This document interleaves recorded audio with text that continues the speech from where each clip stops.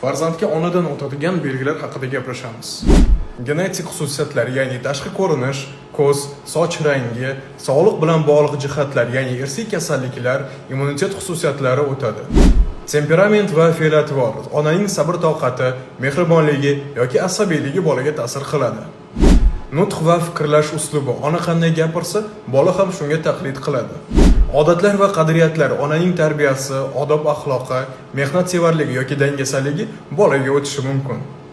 Terining holati, yog'li yoki quruq teri, husnbuzarga moyillik, ajin tushish tezligi onadan meros bo'lishi mumkin.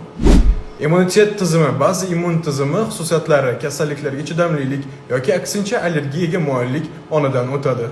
Intellektual qobiliyatlar, tadqiqotlarga ko'ra aqliy va mantiqiy fikrlash qobiliyatlarining bir qismi ona tomonidan o'tadi.